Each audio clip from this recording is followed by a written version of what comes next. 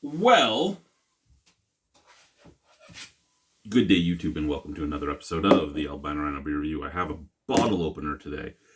Not often that we need a bottle opener on these type of reviews because bottles are not a big thing in Saskatchewan. Actually, there is a beer chiller at my work.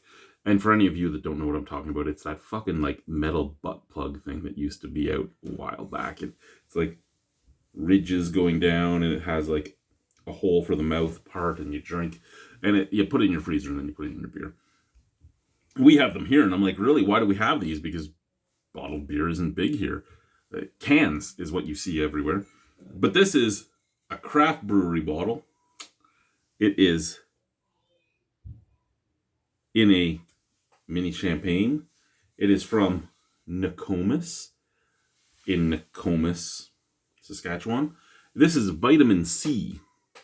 And Vitamin C is a barrel-aged sour ale with sea buckthorn berries. And it's 5.5% alcohol, but I don't know what the fuck a sea buckthorn is.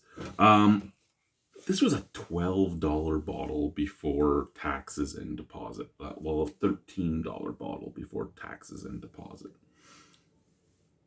I hate myself for buying it, but I bought it. Now I'm going to look up what the fuck a sea buckthorn is, because again, I've never heard of sea buckthorn in my life, and I'm sure some people might be interested. Okay, I've actually seen these things. You can eat those. So this is sea buckthorn. I remember seeing those berries as a kid all the time. I didn't know you could eat them.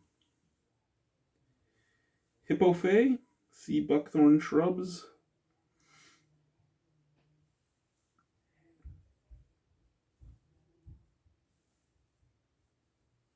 Yeah, I remember this stuff a lot as a kid. I knew nothing about sea buckthorn. This here is my first entry into sea buckthorn. Hippophae is a genus of sea buckthorns, deciduous shrubs in the family. The name sea buckthorn may be hyphenated to avoid confusion with the unrelated. Okay, well, we're now past. What is sea buckthorn good for? Sea buckthorn has many health benefits, such as an antioxidant, anti-cancer, anti-hyperlipidic, anti-obesity, anti-inflammatory, antimicrobial, antiviral, dermatological, neuroprotective, and hepatoprotective activities. Okay. So you're saying that. Oh, back here, what do we have here? We have bottle conditioned, unfiltered, and unpasteurized. Ingredients: water, wheat, barley, hops, sea buckthorn berries, yeast, and bacteria, being what's souring it. And then on this side we have a mixed fermentation golden sour blended with Saskatchewan grown sea buckthorn berries, exhilarating citrus, and tropical notes. Wow, that was a lot more smoke than I thought I would get from this. So I really don't know what to expect on this. I've never eaten a sea buckthorn berry, but I do know that I'm really fond of barrel-aged sours. However, I will say a lot of barrel-aged sours are very one-trick pony-ish in that they are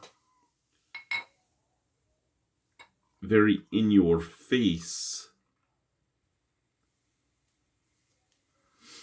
with the flavors.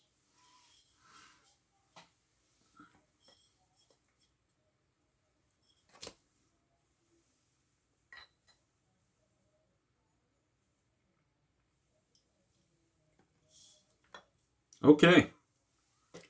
So, a little orangey. A little bit of an orange hue to that. A little bit hazy, bright white head.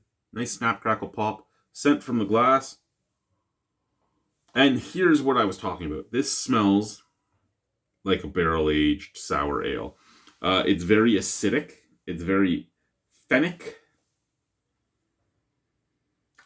Lots of wood. You get oak. You get that like odd sweetness that you get from like a Flanders red and stuff. So oak, a little bit of like horse blanket. It kind of reminds me of a barnyard, but with malt and wood. Okay, let's try it. Cheers.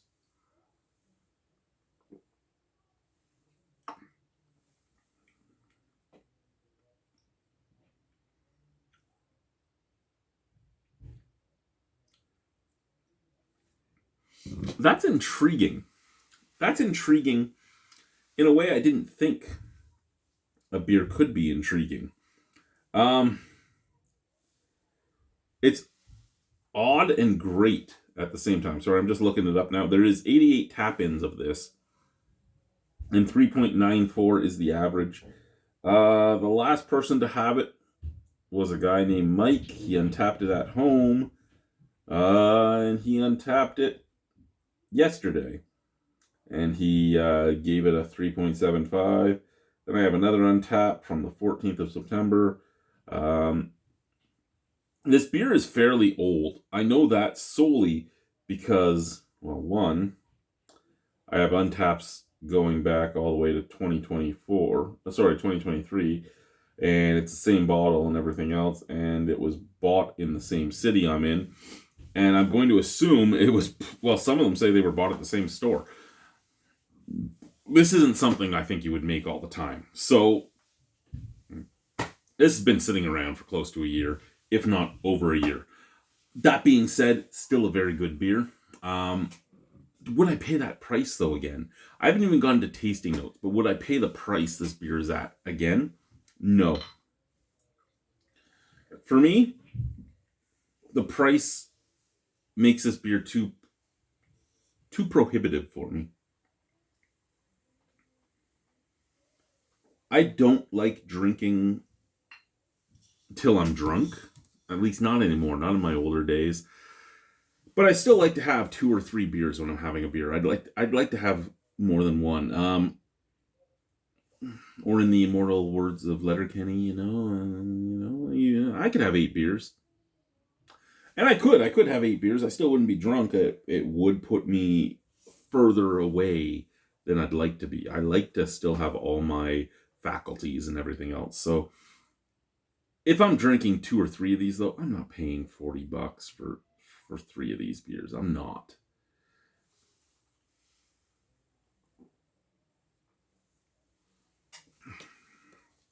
That being said, you take the swig.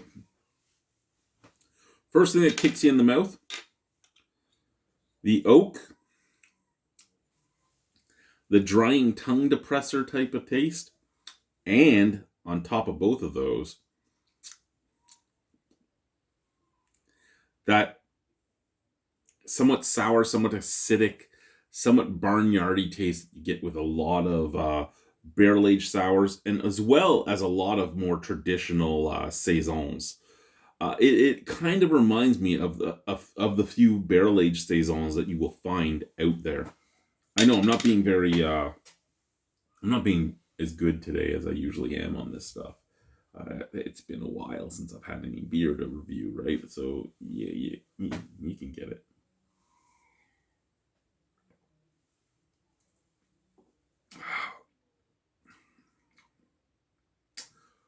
Do I taste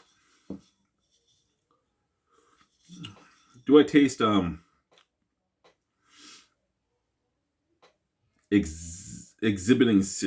Do I taste citrus or tropical notes? It says it exhibits citrus and tropical. No. The vitamin C comment on here makes me sad.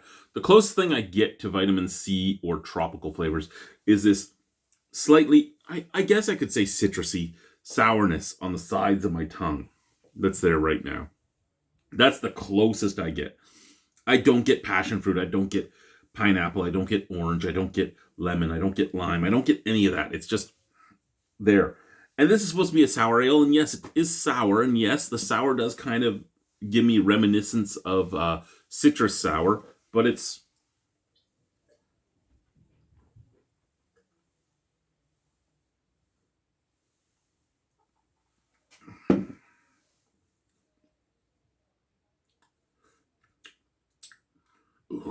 Excuse me. It is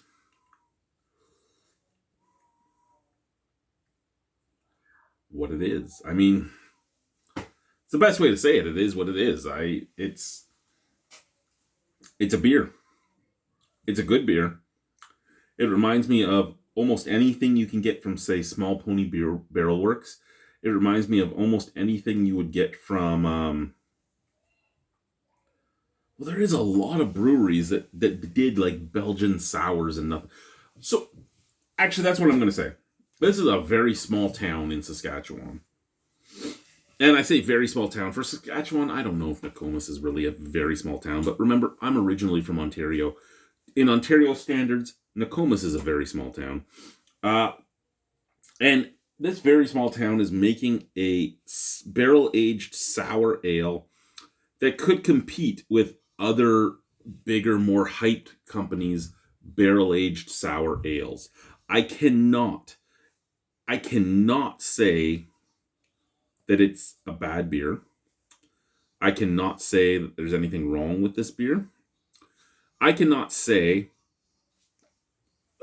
if this was a bigger brewery, where this bottle was like a $7 or $8 bottle, and this had government-controlled bottle shops instead of private bottle shops, I would probably buy this more often. But at $12, I can't. But having not known what a sea buckthorn was, give me a little bit of the hiccups there. Not knowing what sea buckthorn was, I had to try it. And I'm glad I did. I wouldn't buy it again, but I like it. It's not a bad beer. There's no off flavors. I mean, to some people, that barrel-aged flavor is going to be an off flavor. But to me, I enjoy it. Out of 10, I'll give it a 6.75 because I wouldn't buy it again, but I have no problem with Nokomis Vitamin C. Thank you. I'll wait. Bye-bye.